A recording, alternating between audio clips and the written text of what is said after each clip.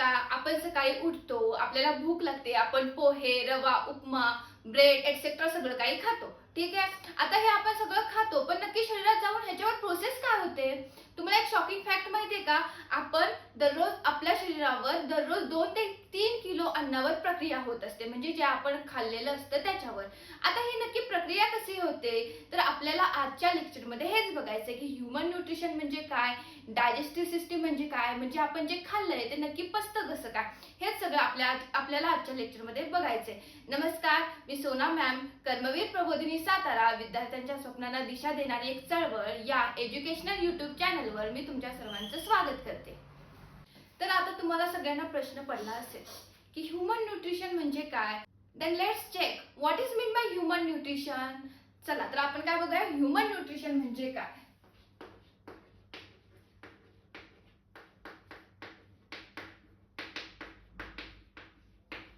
तर सर्वात पहिल्यांदा ह्यूमन न्यूट्रिशन म्हणजे काय, तर सगळ्यात पहिल्यांदा प्रोसेस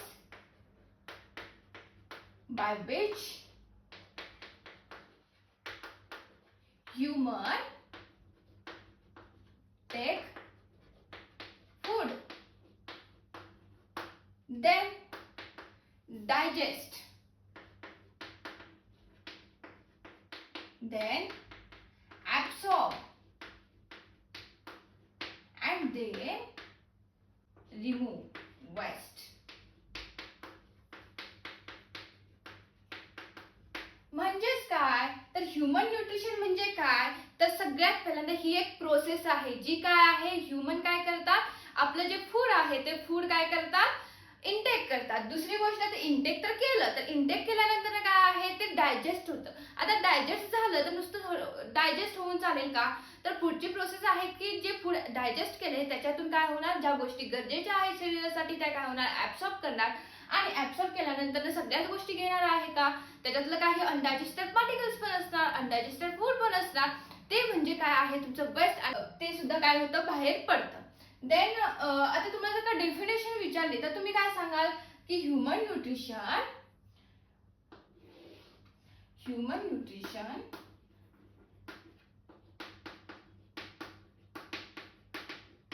इज द प्रोसेस, कारण ही एक प्रोसेस आहे ना, is the process by which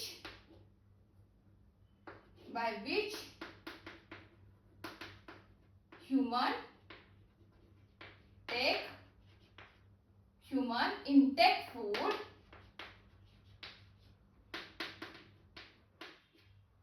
and intake food for the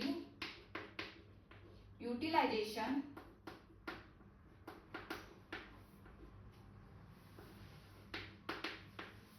for the purpose of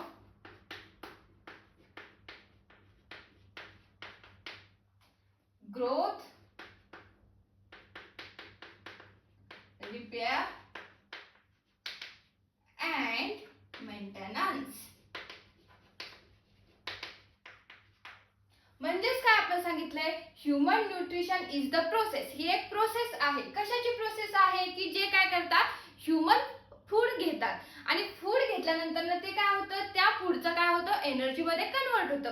आणि एनर्जी मध्ये एकदा कन्वर्ट झालं की त्याचा वापर कशासाठी होतो, आपल्या ग्रोथ साठी. त्याच्यानंतर काही आपल्याला जर का प्रॉब्लेम आला, आता आपण पडलो झडलो तर आपल्या त्या गोष्टी रिपेअर्स होतात, त्या रिपेअर्ससाठी आणि मेंटेनन्ससाठी. म्हणजेच जर का मेंटेनन्ससाठी, ह्यालाच काय बोलतो आपण, ह्यूमन न्यूट्रिशन. म्हणजेच मी तुम्हाला इन डिटेल मध्ये सांगते.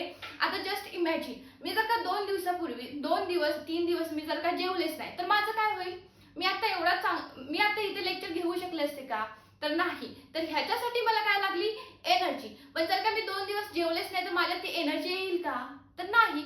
मला ह्या एनर्जीसाठी काय करावं लागेल, पहिल्यांदा फूड काय करावं, इनटेक करावं लागेल. आपल्याला जेवण खाल्लं तरच ते आपल्या शरीरात जाणार, ते डायजेस्ट होणार. डायजेस्ट झालं की त्याच्यातले जे न्यूट्रिएंट्स आहेत ते न्यूट्रिएंट्स काय होणार, ऍब्सॉर्ब होणार. ते ऍब्सॉर्ब झालेले न्यूट्रिएंट्स एकदा का आपल्या सेल्सनं घेतले, ऍब्सॉर्ब केले की त्याच्यानंतर जे वेस्ट आहे, अनडायजेस्टेड फूड आहे, ते अनडायजेस्टेड फूड काय होणार, ॲनस द्वारे बाहेर पडणार. आणि ह्याच प्रोसेसला काय बोलतोय आपण, ह्या सगळ्या प्रोसेसला आपण काय बोलतोय, ह्यूमन न्यूट्रिशन असं बोलतोय. तर आता तुम्हाला लक्षात आलंच असेल की ह्यूमन न्यूट्रिशन म्हणजे काय. तर आता नेमकं ह्युमन न्यूट्रिशन मध्ये स्टेप्स काय असतील, तर ह्युमन न्यूट्रिशन मध्ये तुमच्या 5 स्टेप्स आहेत. पहिली स्टेप आहे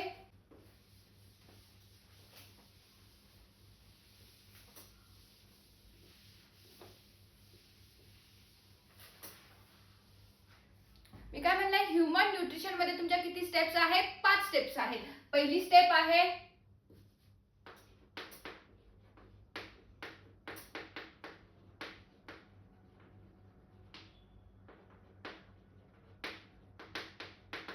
आपली पहिली स्टेप आहे इजेशन.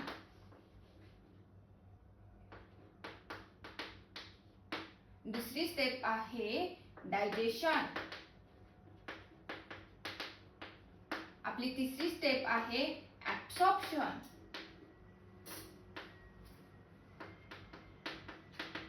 आपली चौथी स्टेप आहे ऍसिमिलेशन.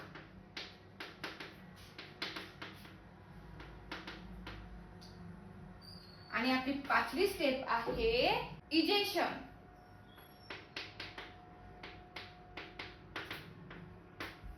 तर अशा आपल्या ह्युमन न्यूट्रिशनच्या 5 स्टेप आहेत. पण या 5 स्टेप मधलं नक्की इजेशन म्हणजे काय, डायजेशन म्हणजे काय, ऍसिमिलेशन म्हणजे काय, ऍब्सॉर्प्शन म्हणजे काय आणि शेवटची आपली लास्टची प्रोसेस इजेशन म्हणजे काय. तर सर्वात पहिल्यांदा आपल्याला काय बघायचंय, स्टेप नंबर 1 इजेशन म्हणजे काय.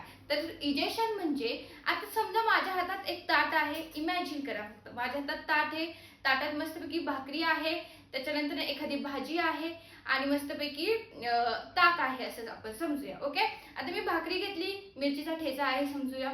भाकरी घेतली, मिरचीचा ठेचा घेतला, त्याच्यानंतर ना मी तो खाल्ला. आता तो खाल्ल्यानंतर ना मस्तपैकी मी तो काय केला, चावला. आता चावून मस्तपैकी माझ्या पुढे गेला. ओके, आणि मग नंतर मी ताक घेतलं, ताक पिलं. ओके, तर ही जी अख्खी मी प्रोसेस तुम्हाला आता सांगितली, ती प्रोसेस म्हणजेच काय, तुमचं step number 1 of human nutrition. त्याच्यानंतर आता हे जे आपलं आहे ते आपलं ठीक आहे, आपलं गेलं, आपलं पुढे गेलं. आता पण खाऊन टाकलं. आता ते खाऊन टाकल्यानंतर ना ती पुढची प्रोसेस होती. मस्तपैकी मी 32 वेळा चावून खाल्लं. 32 वेळा चावलं की माझ्या मस्तपैकी इसोफॅगस मधनं सगळं खाली गेलं. ओके, इसोफॅगस म्हणजे एक फूड पाईप आहे, तिथून काय केलं, खाली गेलं. आता खाली गेल्यानंतर ना पुढची प्रोसेस आली. आता नुसतं ते खाऊन झालं की डायरेक्ट आपली इथं पूर्ण सेल्स मध्ये डायरेक्ट जे खाल्लं ते डायरेक्ट प्रोव्हाइड होणार आहे का माझ्या सेल्सला, तर नाही. त्याच्यात काहीतरी अजून प्रोसेस होत असणार ना. तर ती पुढच्या प्रोसेस कोणाच्यात येतात, तर आपल्या डायजेशन मध्ये येतात. आता आपल्याला बघायचं की डायजेशन म्हणजे काय. तर डायजेशन ही सगळ्यात महत्त्वाची स्टेप आहे ह्युमन न्यूट्रिशन मध्ये. आता हे डायजेशन म्हणजे काय, आता आपण मस्तपैकी खाल्लं, आता खाऊन आपलं काय ओसोफॅगस मधनं म्हणजे फूड पाईप मधनं खाली आलं. खाली कुठं आलं, स्टमक मध्ये आलं. स्टमक मध्ये म्हणजे जठरात आलं. आता जठराचं काम काय असतं की जे फूड आहे ते फूड काय करायचं, मस्तपैकी घुसळायचं. आता घुसळून झालं की जसं की आपण ताक कसं घुसळतो, ताक घुसळल्यावर कसं आपलं लोणी येतं, त्या स्टेप मध्ये काय होतं, आपल्या शरीरात पण क्रिया होते. पण ही क्रिया कोणाची होते, डायजेशनची स्टमक मध्ये होते, जठरात होते. आणि तिथे ते काय केलं जातं, घुसळलं जातं. आणि हा आपला जो स्टमक आहे म्हणजे जठर आहे ते कुठल्या शेप मध्ये असतं, तर ते असतं जे शेप मध्ये असतं. आता हे स्टमक म्हणजे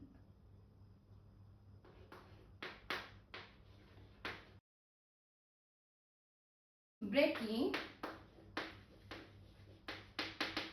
complex food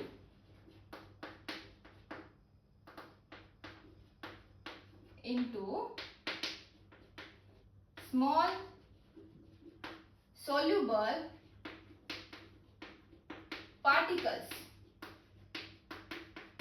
म्हणजेच काय आपण म्हणलंय की जे डायजेशनचं काम आहे ते कुठे होत आहे, स्टमक मध्ये. स्टमक कुठल्या शेपचा आहे, आपला जे शेपचा. म्हणजेच काय होतं, इथं आपल्या जे आपण फूड इंटेक केलं ते इंटेक केलेलं फूड काय झालंय, घुसळलंय. म्हणजेच काय झालंय की जे फूड आपण इंटेक केले ते काय असणार आहेत, लार्ज मॉलिक्युल असणार. ते लार्ज मॉलिक्युल डायरेक्ट आपल्या शरीरात ट्रान्सफर होणार का, ते डायरेक्ट आपल्या ब्लड मध्ये जाणार आहे का, तर नाही जाऊ शकत ना. त्यांना व्यवस्थितपणे कन्वर्ट केलं पाहिजे. त्यांचे एकदम स्मॉल पार्टिकल्स क्रिएट झाले पाहिजे. आणि ते स्मॉल पार्टिकल्स क्रिएट झाले की त्याच्यानंतर मग काय होणार, ते ब्लड द्वारे आपल्या पूर्ण शरीरात जाणार. आता हे काय आहे, ब्रेकिंग ऑफ कॉम्प्लेक्स फूड. म्हणजे जे कॉम्प्लेक्स फूड आहे त्याचं काय होतं, ब्रेकिंग केलं जाते. आणि ते ब्रेकिंग केल्यानंतर काय होते, ते स्मॉल सोल्युबल पार्टिकल्स मध्ये कन्वर्ट केलं जातं. आणि ह्याच प्रोसेसला आपण काय बोलतोय, डायजेशन. म्हणजेच काय, आपले जे मॉलिक्युल्स आहेत ते मॉलिक्युल्स कुठले कुठले आहेत, तुमचं कार्बोहायड्रेट्स, कार्बोहायड्रेट, त्याच्यानंतर फॅट्स. आता कार्बोहायड्रेट्स कोणाच्यात कन्वर्ट होतात? तर कार्बोहायड्रेट्स होतात आपले ग्लुकोज मध्ये. आपले प्रोटीन कोणाच्यात कन्वर्ट होतात? तर अमिनो ऍसिड. आणि आपले जे फॅट्स आहेत ते फॅट्स कोणाच्यात कन्वर्ट होतात? तर फॅटी ऍसिड. आणि हे अशा पद्धतीने होऊन हे नंतर कुठे ट्रान्सफर होतं? आपलं स्मॉल इंटेस्टाइन मध्ये. पहिल्यांदा काय सांगितलं मी तुम्हाला? डायजेशन मध्ये. डायजेशन म्हणजे काय? Breaking of molecules, breaking of complex molecules. कशात होतात? सिंपल सोल्युबल मॉलिक्युल मध्ये. आता त्याच्यानंतर काय सांगितलंय? म्हणजेच काय? कॉम्प्लेक्स मॉलिक्युल कुठले कुठले आहेत आपले? पहिला आहे कार्बोहायड्रेट, जो की कोणाच्यात होतो? ग्लुकोज मध्ये कन्वर्ट. दुसरा आहे प्रोटीन, प्रोटीन कोणाच्यात कन्वर्ट होतो? आपला अमिनो ऍसिड मध्ये. त्याच्यानंतर आहे फॅट्स, फॅट्स कोणाच्यात कन्वर्ट होतो? आपला फॅटी ऍसिड मध्ये. आणि हे सगळं कोणाच्यात होतं? तर डायजेशन प्रोसेस होते. म्हणजेच काय होतं? स्टमक मध्ये होतं. स्टमक आपला जे शेपचा असतो. म्हणजे काय? म्हणजेच आता आपल्याकडे काय झालं? आपल्याला जे डायजेशन मधनं काय झालं होतं? आपल्याला न्यूट्रिएंट्स मिळाले होते. आता ते न्यूट्रिएंट्स काय होतात? पास होतात. कोणाकडे पास होतात? तर ब्लडकडे. त्यालाच काय बोलतो आपण? ऍब्सॉर्प्शन. म्हणजेच काय होतं इथं? डायजेस्टेड न्यूट्रिएंट्स पास इनटू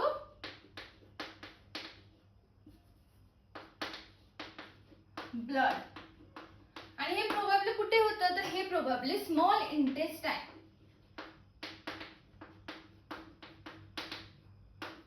इथे होतं. ह्या स्मॉल इंटेस्टाइन म्हणजे लहान आतड्यांमध्ये होतं. लहान आतडे म्हणजे लहान असतात का? तर नाही, ते असताना मोठेच असतात. त्यांची लेंथ जास्तच असते, पण त्यांचा डायमीटर जो आहे तो डायमीटर कमी असल्यामुळे त्यांना आपण काय बोलतो? स्मॉल इंटेस्टाइन म्हणजेच लहान आतडे. ज्याच्यात काय होतं की आपले जे न्यूट्रिएंट्स आपल्याला भेटले डायजेशन मधून ते काय होतात? ट्रान्सफर होतात कोणाच्या? ब्लड मध्ये. आणि ह्याच प्रोसेसला आपण काय बोललो? ऍब्सॉर्प्शन असं बोललो. आता पुढची प्रोसेस आहे आपली ऍसिमिलेशन. ऍसिमिलेशन.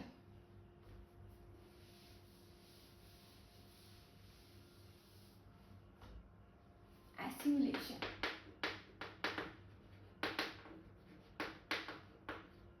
आता ऍसिमिलेशन म्हणजे काय? आपल्याला जे न्यूट्रिएंट्स आहेत ते न्यूट्रिएंट्स ब्लड पर्यंत तर पोहोचले, पण ब्लड पर्यंत पोहोचून नुसतं त्यांचं काम थांबलं का? तर ब्लड पर्यंत पोहोचले. तर ते ब्लड मधून कुठे जाणार? तर ते जे आहे ते न्यूट्रिएंट्स आहे ते कोण ऍब्सॉर्ब करणार? Cell absorb nutrients. आणि ते सेल ऍब्सॉर्ब केलं ते कुठे युटिलाइज करणार? तर आपल्या काय करणार? ग्रोथ साठी, रिपेअर साठी आणि कशासाठी यूज करणार? आपल्या मेंटेनन्स साठी.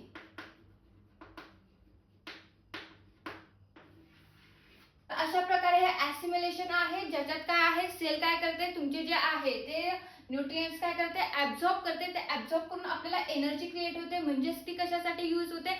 ग्रोथ साठी, रिपेअर साठी आणि मेंटेनन्स साठी. आता तुमची पुढची प्रोसेस आहे कुठली? आपली egestion.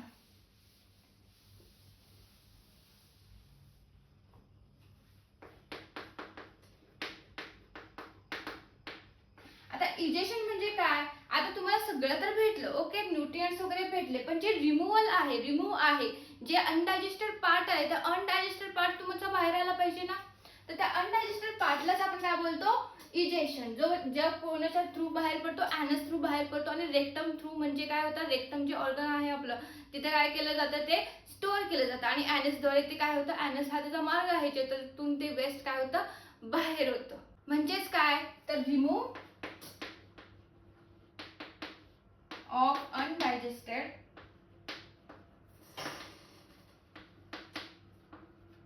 waste through the anus.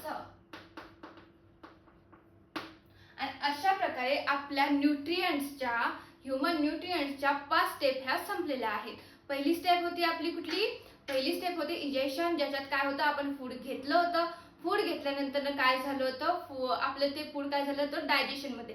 Digestion मध्ये ते कसं झालं होतं? तर पहिल्यांदा काय झालं होतं? की आपलं कुठे गेलं ते स्टमक मध्ये गेलं. म्हणजेच पहिल्यांदा आपण माउथ मध्ये घेतलं, माउथ मधून ते ओसेफॅगस म्हणजे फूड पाईप द्वारे कुठं आलं, जठरात आलं, जठरामधून ते स्मॉल इंटेस्टाइन मध्ये गेलं, स्मॉल इंटेस्टाइन मधून ते लार्ज इंटेस्टाइन मध्ये जातं आणि लार्ज इंटेस्टाइन मध्ये आपली इजेशनची प्रोसेस होते. म्हणजे सगळं जे वेस्ट येतं ते वेस्ट कोणा थ्रू येतं, लार्ज इंटेस्टाइन मध्येच ते काढलं जातं, वेगळं केलं जातं. तर त्यानंतर लार्ज इंटेस्टाइन मधनं नंतर काय झालं, ते फूड आपलं वेस्ट काय आलं, बाहेर आलं. त्याच्यानंतर डायजेशन बघितलं, डायजेशन नंतर काय झालं, आपल्याला ऍब्सॉर्प्शन मध्ये आपल्याला न्यूट्रिएंट्स तर भेटले, पण ते न्यूट्रिएंट्सचं काय झालं, ब्लड मध्ये काय झाले, ते पास झाले. आता ते न्यूट्रिएंट्स पास झाले, तर न्यूट्रिएंट्स पास झाल्यानंतर त्यांचा युटिलाइज तर झाला पाहिजे ना. तर तो युटिलाइज कोणा थ्रू होतो, आपला ऍसिमिलेशन थ्रू. म्हणजे ऍसिमिलेशन मध्ये काय झालंय की तुम्हाला काय ते जे फूड आहे ते काय झालं, म्हणजे न्यूट्रिएंट्स आहे ते सेल ब्लडद्वारे तुमच्या शरीरात पसरले, पण ते सेल जे आहेत, आपल्या सेल्स ज्या आहेत, त्या सेल्सनी काय केलं, ते न्यूट्रिएंट्स ऍब्सॉर्ब केले आणि त्याच्यातून आपल्याला एनर्जी दिली. एनर्जी, ग्रोथ, मेंटेनन्स, रिपेअरसाठी ते काय झालं, यूज झालं. त्याच्यानंतर शेवटची प्रोसेस होती आपली इजेशन.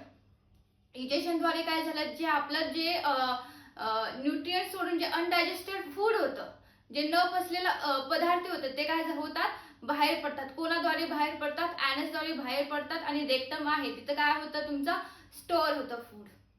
आणि अशा प्रकारे आपला ह्युमन न्यूट्रिशन हा पॉइंट काय झाला, आपण डन करून टाकलेला आहे. आता तुम्हाला जर का अशा सोप्या पद्धतीत जर का शिकायचं असेल तर आत्ताच आपल्या पेजला सबस्क्राईब करा. I just hope you understand this point. तर अशाच प्रकारचा कॉन्टेंट आपण महाराष्ट्र बोर्ड, नीट, जेई, MST, CET त्याचबरोबर कॉम्पिटेटिव्ह एक्झामसाठी आपल्या मातृभाषेत घेऊन येणार आहोत. तर आत्ताच आपला चॅनल, यूट्यूब चॅनल प्रबोधिनी सातारा, विद्यार्थ्यांच्या स्वप्नांना दिशा देणारी चळवळ या एज्युकेशनल यूट्यूब चॅनलला आत्ताच सबस्क्राईब करून ठेवा.